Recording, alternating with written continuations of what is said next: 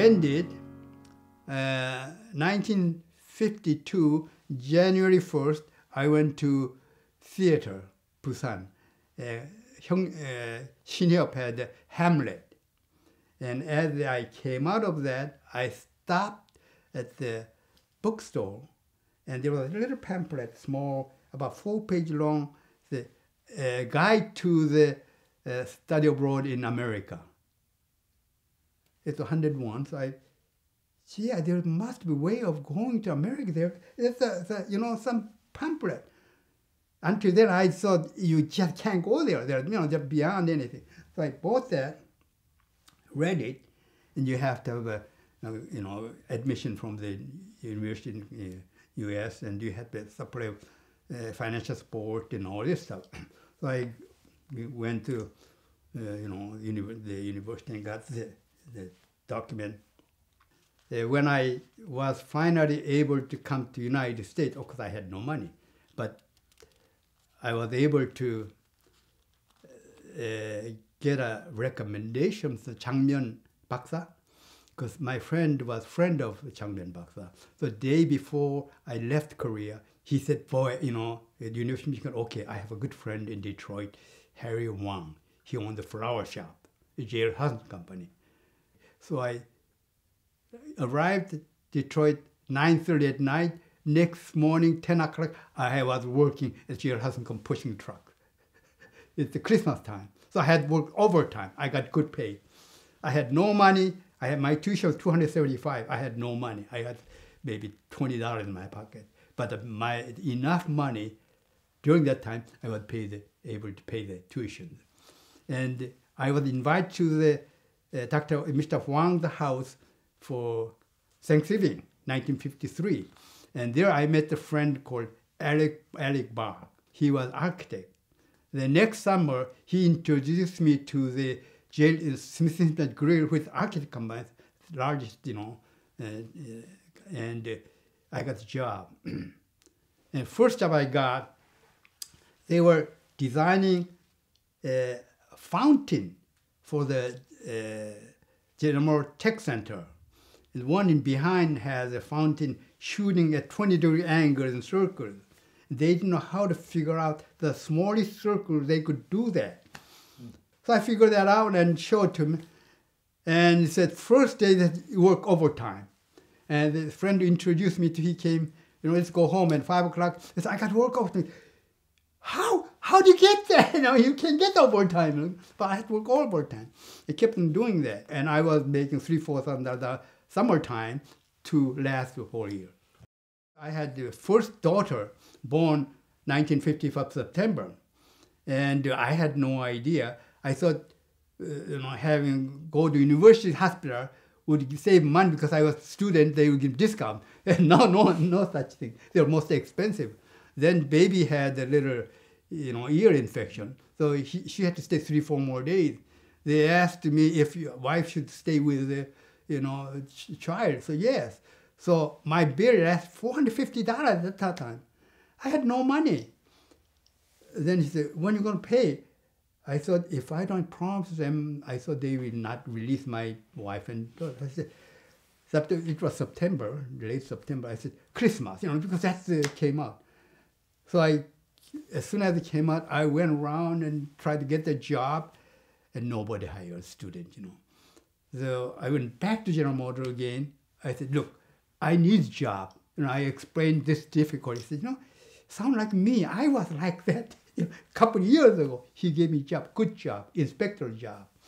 And I worked. The problem, I had to go to school full-time to maintain my visa. I had to work 10 hours a day, every day, 7 days a week at General Motors, and they were 20 miles apart. So we had an apartment in the middle.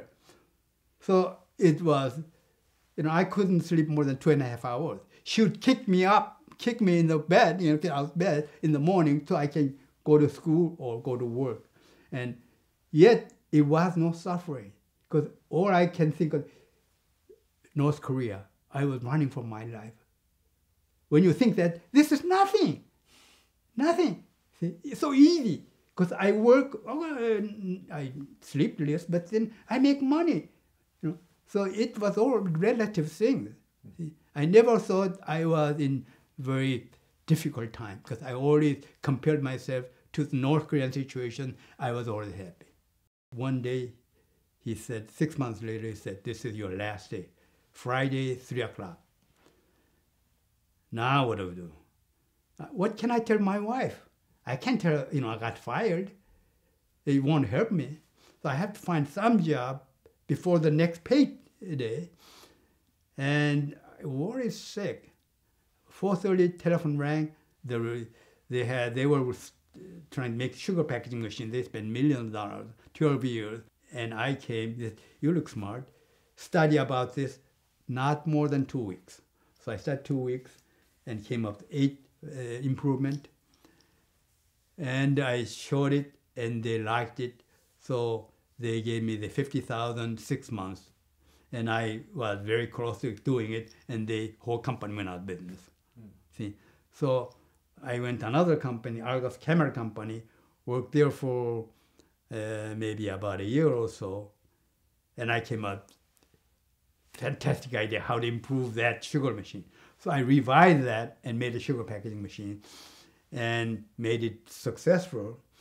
But while I was doing it, I had to borrow a lot of money. I was already in the debt for $20,000, but I had no orders, and I just didn't know how to do it. So I just been 3 daughters and my wife. I just got into term life insurance, $20,000. If I die, she would get $20,000. I thought that was a very good solution for my predicament. So I called, I didn't tell you this, right? So I called the insurance company. Well, if a man commits suicide, do you pay, well, then it's certain, period of time you have to wait. I had to wait 6 more months. And by that time, I made machine work, so I didn't have to die. It's really, it's inventor is excited, but you are always doing something nobody ever tried. And there's always something you never expected. So I was able to get into business and instantly became, instant success. And this was your own company? My own company. I sold that in 1980 because the problem is it's a commodity. Yeah. I have a machine making that.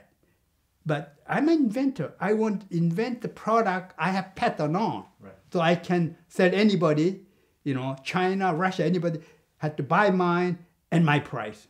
So I came up with the new container system, which I spent last 21 years and about a couple months. Finally, I came up with revolutionary thing. It'll change the whole world. And that should be in commercial market in next year early. My message to ladies and gentlemen, boys and girls, be imaginative. Imagine the possibilities. The failure is only stepping stone for learning. We are not like Korean parents guiding every step of their children. Mm-hmm. We let them choose. They are smart enough. In fact, they are smarter than me. And they all did very well. My son, my Mark, which we are staying right now, he was good engineering, we expected him to take engineering. Mm-hmm. And he knew that too. But one day he was passing me and he was just saying like, Daddy, I'm going to major art. And I remember suddenly I realized he must have really suffered, thought about how to tell this, bad news to Daddy. I got up and said, boy, that's wonderful. I hugged him, He couldn't believe it. Daddy, okay, He's a wonderful, artist, and now he's working for the National Museum here, and he has a fantastic job. He enjoyed, he's the boss there, see. So you don't dictate what they do. And you have to encourage them, and whatever they want to do. That's, that's our, both of us. So how did you get to that point? I was born with that kind of attitude. You know, I'm a very healthy young man at the age of 85. Yeah. And I'll be 100, I'll be doing the same. Right. Because you know why? I don't drink, I don't smoke. I'm always happy, always challenged. And I have a beautiful family. You know, what more do you want? Right. My name is Chung Yun Hoon, and this is my Korean American story.